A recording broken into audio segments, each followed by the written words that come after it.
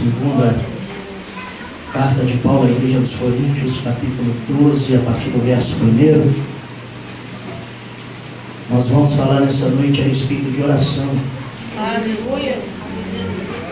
As orações que são feitas e que Deus ouve, mas também tem as orações que Deus não responde. Nós vamos entender um pouquinho sobre isso. Glória a Deus, aleluia. E por gentileza, se Deus não está atendendo as suas orações, não desanime. Continue. Todos acharam? Amém. 2 Coríntios capítulo 12, verso 1 diz: é necessário gloriar-me, embora isso não adiante nada, passarei as visões e revelações do Senhor. Conheço um homem em Cristo que há 14 anos foi arrebatado até o terceiro céu. Se no corpo, não sei, se fora do corpo, não sei, Deus o sabe. E sei que um tal homem, se no corpo ou se fora do corpo, não sei, Deus o sabe, foi arrebatado ao paraíso e ouviu palavras inefáveis, as quais não é lícito ao homem referir. De uma assim me gloriarei, mas de mim mesmo não me gloriarei, senão nas minhas fraquezas. Ainda que me gloriasse, não seria nécio, porque estaria dizendo a verdade.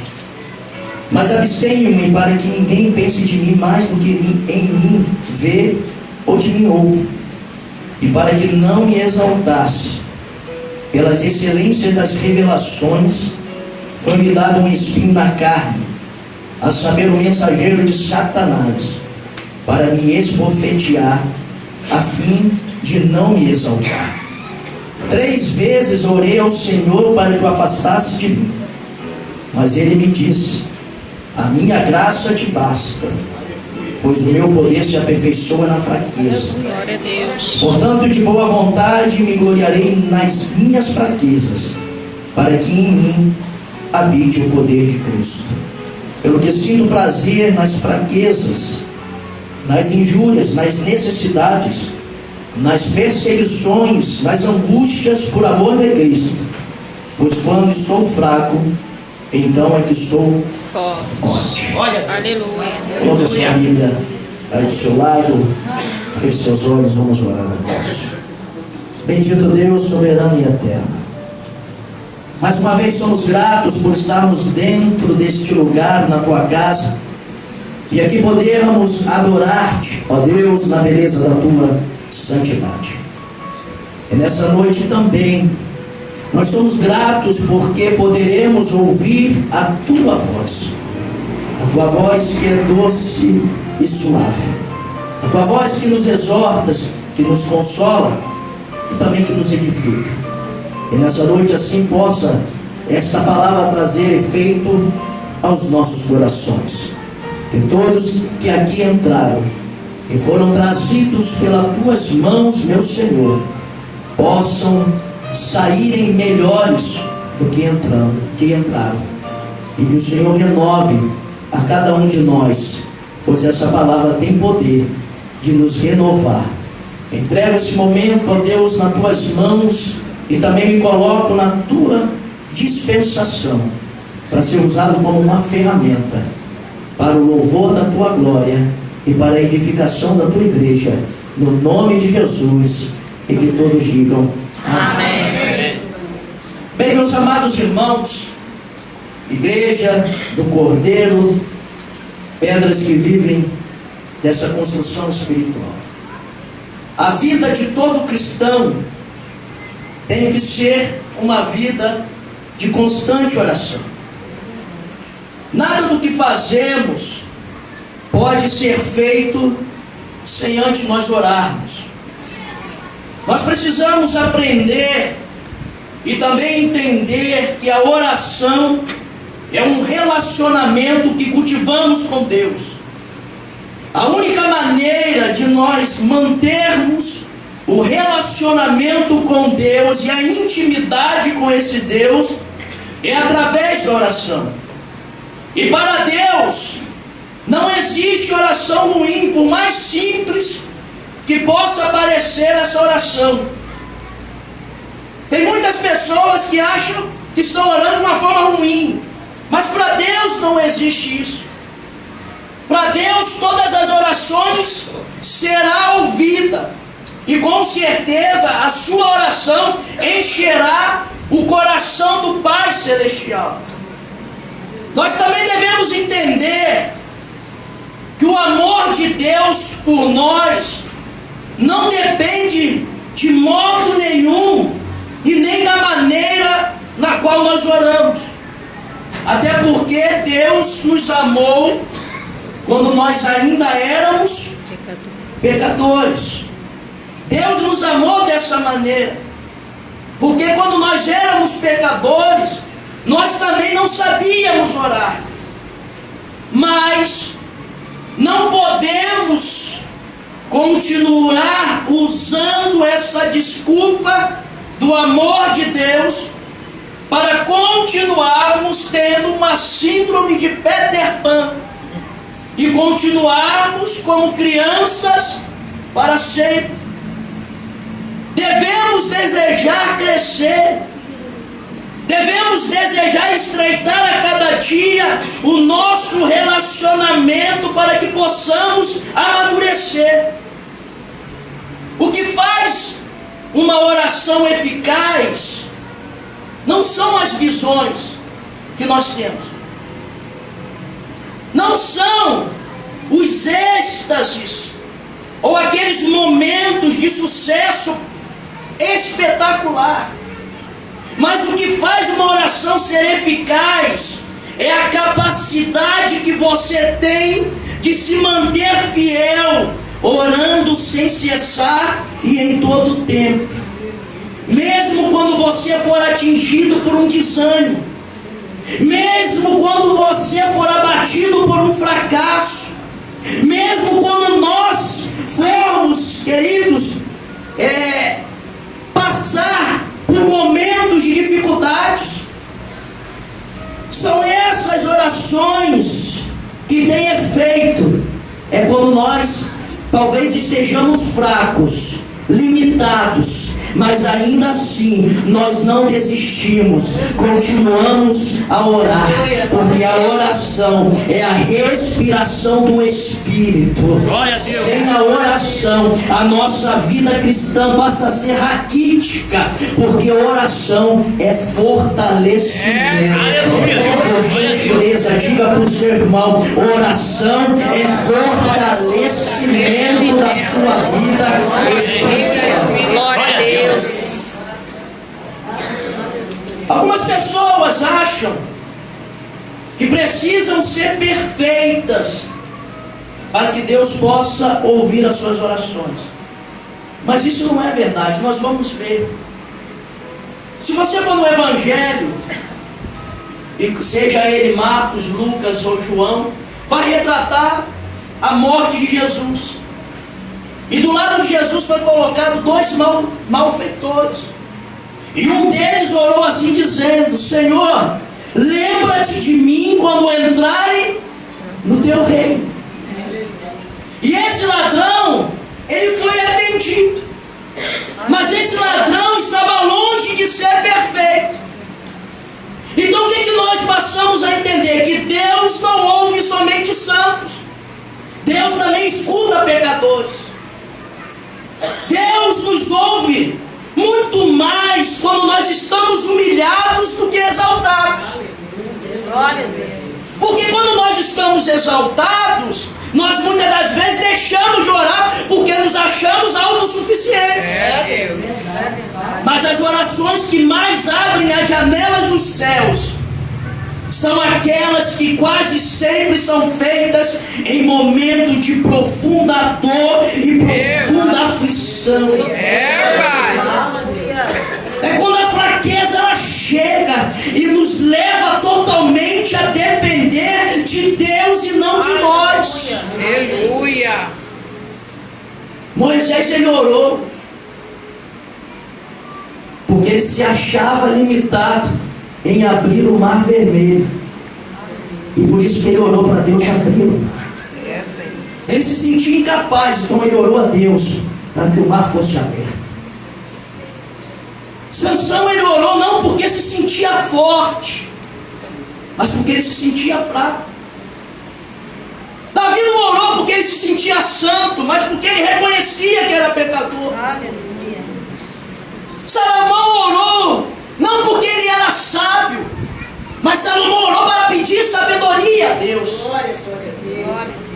E Pedro, ele não orou porque estava andando sobre as águas, mas Pedro orou quando ele estava afundando. Momentos de fraquezas nos leva à total dependência de Deus. Aleluia.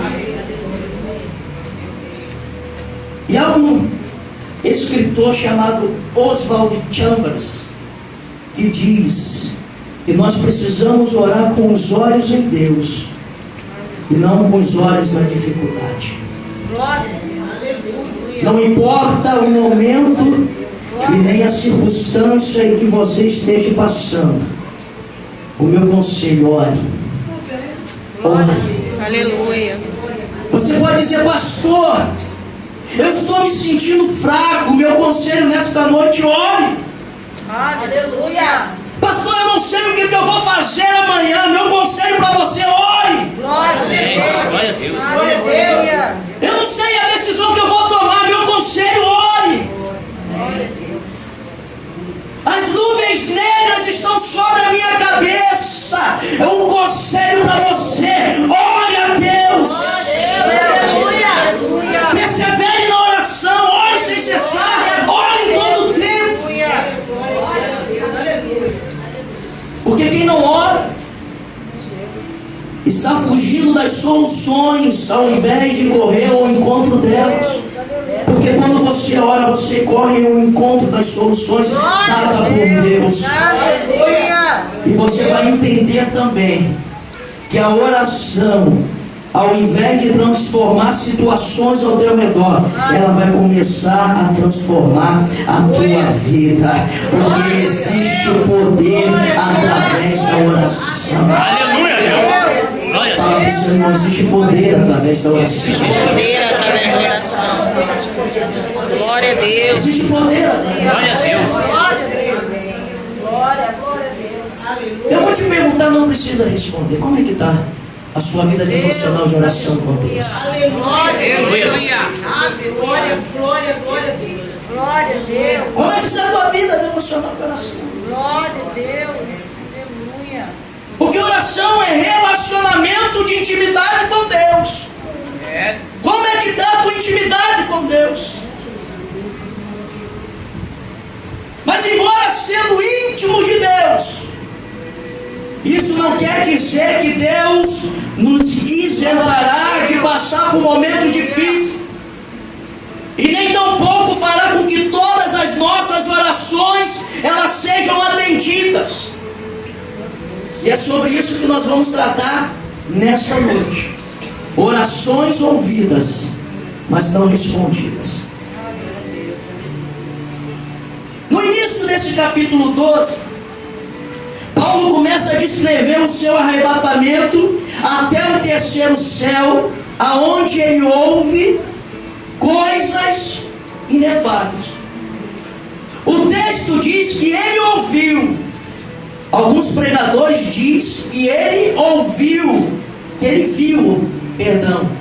Mas eu prefiro ficar com o texto, porque o texto vai dizer que Paulo, ele ouviu coisas inefáveis, a qual ao homem não é lícito referir. Preste atenção. Paulo começa dizendo que ele foi arrebatado até o terceiro céu. E depois você vai ver como é que Paulo ele vai descer ao momento de aflição e dor. Porque depois da glória que Paulo teve de ser arrebatado, veio a dor sobre a vida do apóstolo. Depois de momento de êxtase que Paulo teve, veio o momento de sofrimento. Aí vem o que diz o seu versículo 7 aí, por gentileza. Aí há uma transição daquilo que ele ouviu nas regiões celestiais para o quê? Para o espinho na carne, a qual ele passa a sofrer na terra. Então isso vem nos mostrar o quê? Que nós teremos momentos de glórias, mas também teremos momentos de dor. E Deus, ele sabe equilibrar bem isso nas nossas vidas. Deus, ele sabe equilibrar as bênçãos e os fardos. Deus sabe equilibrar o sofrimento e a glória. Aleluia. Glória a Deus. Porque o apóstolo aqui, ele tem duas experiências gritantes. Primeiro, ele passou do paraíso à dor. Ele passa do êxtase do céu à agonia na terra. Paulo, ele prova a bênção de Deus no céu e depois sente os golpes de Satanás na terra. E ele mesmo testemunha isso. Porque ele diz assim: Pai, para que não me exaltasse, para que não me ensoberbecesse com a grandeza das revelações, foi-me posto um espinho na carne. E sabe quem trouxe o espinho? O mensageiro de Satanás, para esbofetear Paulo, para que ele não viesse a se exaltar. Olha o que é interessante isso. Mensageiro de Satanás. Que Deus é esse? Você já parou para pensar? Que Deus é esse? Irmã Georgina, que nos leva a um êxtase de revelação e depois permite que nós recebemos golpes na face, como Paulo recebeu. E tem mais: esse golpe foi trazido por um mensageiro de Satanás. E ele vai dizer: é um espinho na minha carne. Esse espinho me incomoda. Se uma farpinha entra no nosso dedo, já incomoda tanto. Imagine um espinho na carne. Paulo estava sentindo. E algumas pessoas, elas começam a perguntar que espinho era esse. Mas não se chega a uma conclusão de que espinho era esse. Existem conjecturações. Calvino vai dizer que esse espinho eram as tentações espirituais que Paulo passava. Lutero vai dizer que eram as perseguições dos judeus.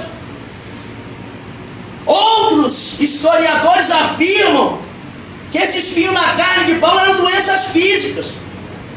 E aí vão nomear as doenças que talvez fossem esse espinho na carne de Paulo: epilepsia. Outros vão dizer que era gagueira, Paulo era gago. Enxaquecas, dores que Paulo sentia. Outros vão dizer que era ataque de malária que ele sofreu nas viagens missionárias. E outros vão dizer que era cegueira. Paulo tinha problema de visão. Nós não podemos ter a certeza de que espinho era esse, mas uma coisa é certa: esse espinho estava na carne e Paulo sentia, incomodava ele. Paulo sentia dores físicas. Quantos me ouvem? Amém. E o que Paulo vai fazer aqui? Paulo está nos ensinando. Ele vai orar a Deus. O mesmo Deus que arrebatou ele até o terceiro céu, e o mesmo Deus que falou coisas inefáveis, é o mesmo Deus que está permitindo Paulo passar por esse momento. E ele vai orar, só que ele não ora uma vezinha só não. Olha a insistência do apóstolo. Ele ora quantas vezes? 3 vezes. Paulo, ele persevera nessa oração. Aquele incômodo, aquela dor, aquele sofrimento gerou na vida do apóstolo uma dependência constante de Deus. Esse sofrimento, esse espinho na carne, levava Paulo a estar em constante oração. Então o sofrimento, sabe o que ele faz? Ele nos mantém de joelho diante de Deus, para que possamos ficar de pé diante dos santos. Aleluia. E muitas das vezes nós não entendemos o momento que estou passando de sofrimento. E ele ora 3 vezes: Senhor, tira esse espinho da carne. E o Senhor não tira. E por que o Senhor não tira esse espinho da carne? Olha, um dos maiores, ou talvez o maior de todos os apóstolos,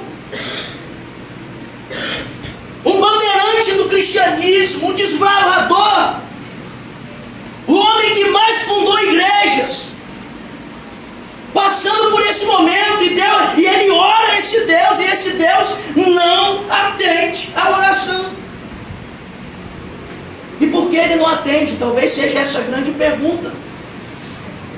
Nós vamos ver primeiro, por causa da soberba, para evitar na vida de Paulo a soberba, porque ele vai dizer: para que eu não me ensoberbecesse com as grandezas das revelações, é por isso que foi me colocado um espinho na carne. E aqui eu posso imaginar Deus dizendo assim: Paulo, não pense que o conhecimento que você passou a ter veio por sua conta própria. Não pense, Paulo, que você é o melhor que todo mundo, que só você tem razão, que só você recebeu a revelação e que só você tem a verdade. Porque tem muito pastor soberbo que acha que ele, querido, é o único que tem a revelação, que ele é o supra-sumo dos pastores. E esse que ele se acha o tal, ele não tem a capacidade de ouvir aquele que tem menos conhecimento. Ele fica inquieto. Se você tem menos conhecimento, esse que tem muito conhecimento não consegue sentar para te ouvir. Mas Deus está falando para Paulo: Paulo, todo conhecimento que você tem, não pense que é de você, porque nada vem de você se do alto não lhe for concedido. Glória a Deus. Tudo que nós temos é Ele que nos concede. Aleluia. E nós não temos que ficar aqui com o peito inchado e explodindo, achando que somos a última cocada do deserto, a Coca-Cola do deserto. Aleluia. Não, querido. Nós temos que a cada dia nos humilhar na presença. E Paulo está escrevendo a carta aos Filipenses.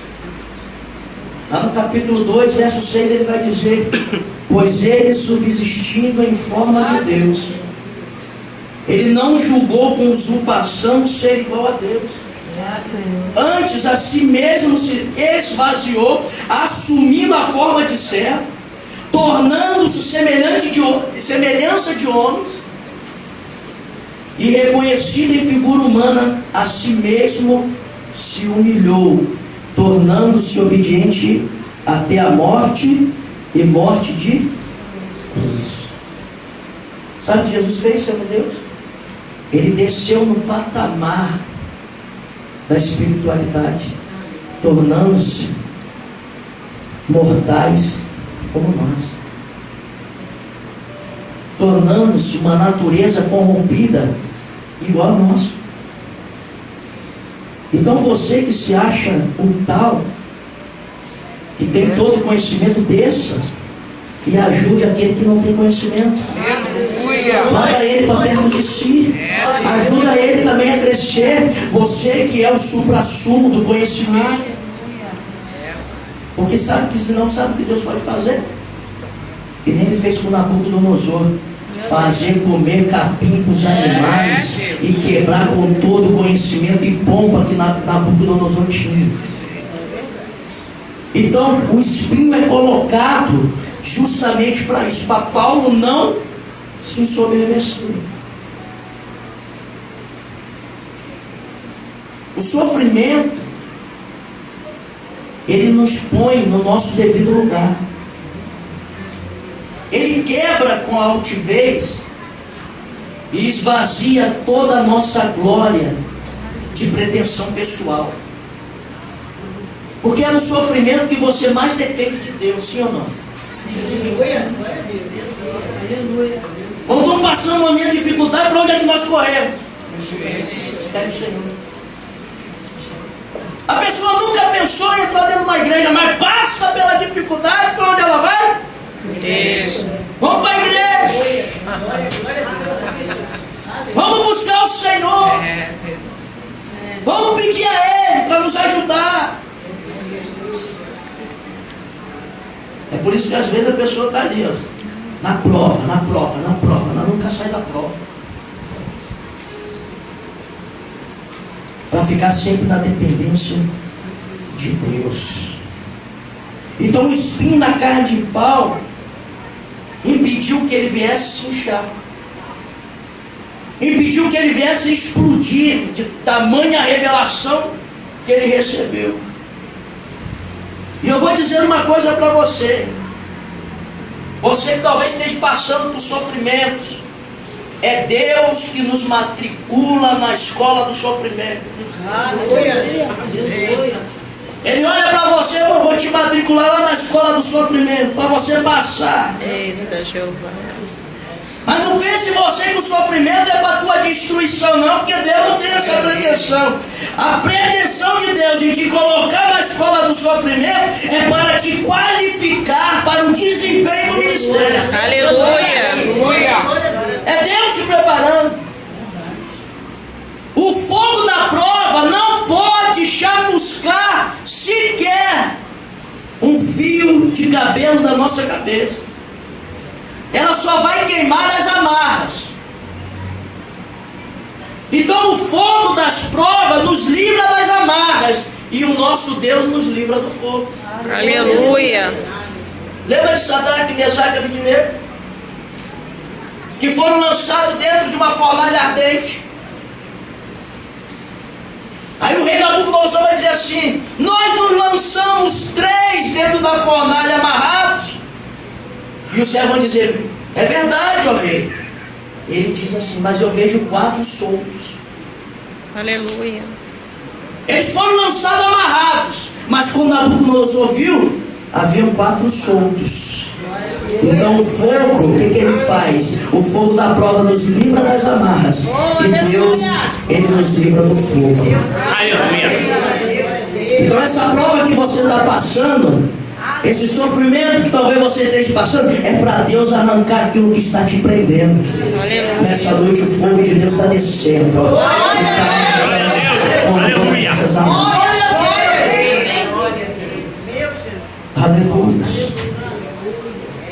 Glórias a Deus. E Paulo aqui está dizendo que esse espinho na carne é um mensageiro de Satanás. Sabe o que é interessante? Que Deus usa o mensageiro da soberba. Porque a soberba nasceu no coração de Lúcifer, e que agora é Satanás. Ele usa o mensageiro da soberba para tornar Paulo humilde.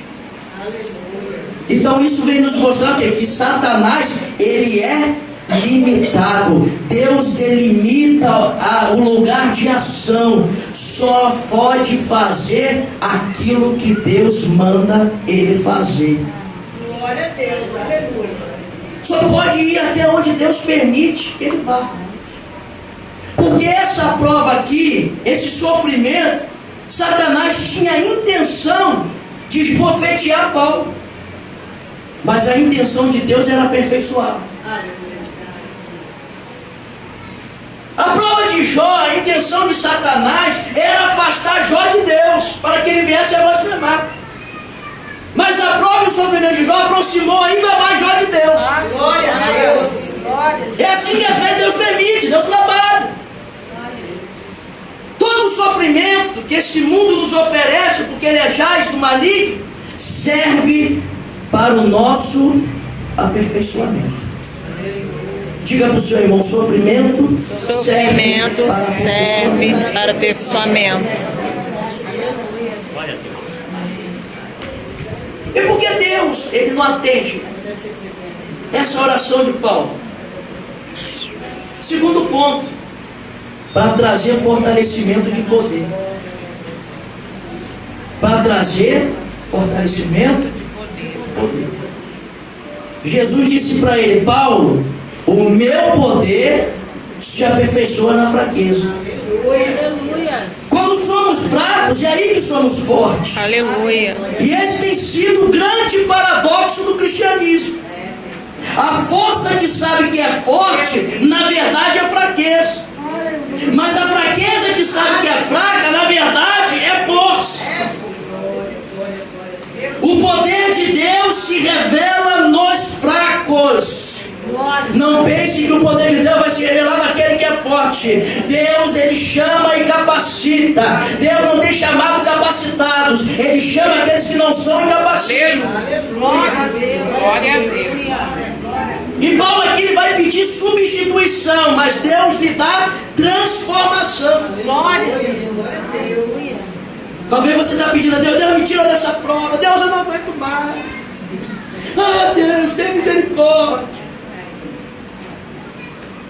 Substitui por uma outra. Não, querido, se preocupe. Deus está te transformando. Deus está tratando de você. É, Jesus.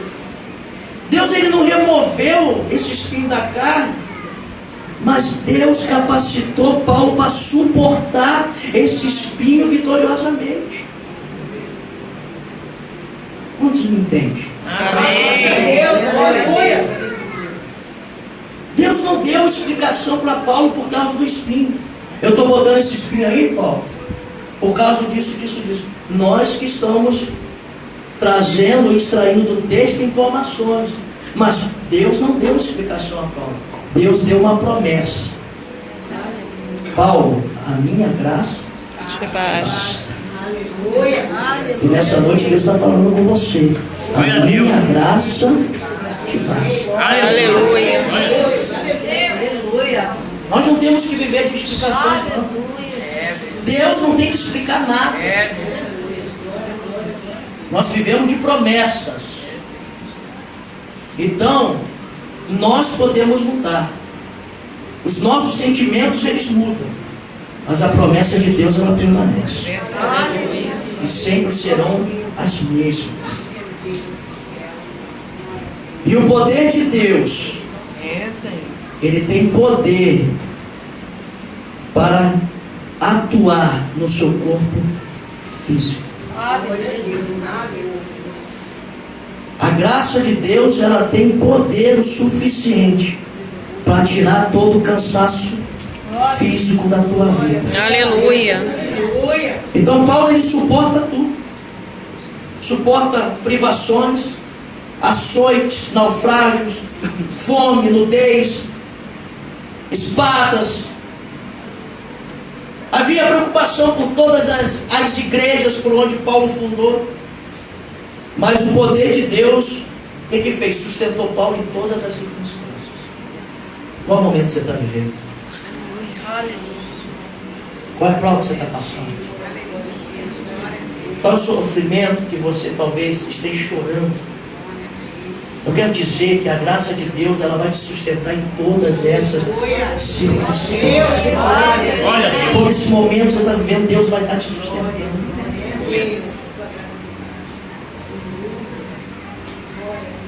E Deus ele não atende a oração de Paulo. E aqui nós já estamos quase encerrando. Sabe por quê? Para mostrar que a graça é suficiente. A graça é maior do que o sofrimento. A graça, fala para o seu irmão, a graça não, irmã Graça. A graça é suficiente. É suficiente. Aleluia. A graça, ela é tônica para a nossa alma. Glória a Deus. A graça, ela serve de remédio para o corpo frágil. Ela serve para colocar de pé aquele que se encontra caído. Glória a Deus. A graça de Deus é a provisão para tudo que precisamos. Aleluia. A graça nunca está em falta. Quantos creem nisso? Glória a Deus. Ela está e continuará sempre estando à nossa disposição. Glória a Deus. Então não ore para que você possa ter uma vida fácil. Ore para que você possa suportar todas as dificuldades. Ore para ser um homem e uma mulher capacitado por essa graça maravilhosa que todos os dias tem sido derramado sobre as nossas vidas. Glória a Deus. Embora a graça seja, embora a vida seja uma professora implacável, porque primeiro ela dá a prova, para depois nos mostrar a lição. Eu quero dizer que a graça é melhor do que a vida. É assim, Jacques. Primeiro a vida é assim, ela te dá a prova e depois ela te mostra a lição. Que professora é essa, né, a vida? Geralmente a professora, ela te dá a lição para depois te dar a prova. A vida é o contrário. Ela te dá a prova e depois te mostra a lição. Mas a graça de Deus é melhor do que a vida. Aleluia. Aleluia. Então, por gentileza, se Deus não atender às nossas orações, com toda certeza nos dará graça para podermos enfrentar todas as dificuldades. Aleluia. Deus, Ele sempre vai nos assistir nas nossas fraquezas. Ele vai nos consolar com a sua graça e nos assistir com o seu poder. Da mesma feita que Jesus orou no Getsemane, pedindo: Senhor, passa de mim esse cálice. E Ele não permitiu que o cálice fosse retirado, mas enviou o anjo para consolar Jesus. Da mesma forma, Paulo pediu para que o espinho fosse tirado. E Deus não tirou o espinho, mas capacitou Paulo para poder suportar o espinho da carne. Assim também é com muito de nós que aqui estamos. Muitas das vezes nós vamos orar e Deus não vai atender as nossas orações. E nem por isso deixaremos de continuar orando, porque com certeza Deus tem um propósito em tudo aquilo que estamos passando. Talvez você está orando para alguém voltar e Deus está dizendo: não vou atender a tua oração, não vou trazer de volta, vai ficar do jeito que está. E não pense que Deus é ruim, Deus é bom. E a graça de Deus é melhor. E Deus nessa situação está te fortalecendo, está te forjando, está te capacitando e está te moldando, porque Deus lá na frente tem coisa melhor para nos oferecer. Então que nessa noite você receba, porque a graça é melhor, a graça é superior, a graça é abundante, está à disposição de todos aqueles que necessitarem da graça de Deus. E eu vou finalizar com uma palavra de um pastor americano chamado William Culbertson, que diz: seja agradecido. As respostas de Deus são mais sábias do que as nossas. Aleluia. Seja agradecido. As respostas de Deus são melhores do que as nossas. Aleluia. Fique de pé.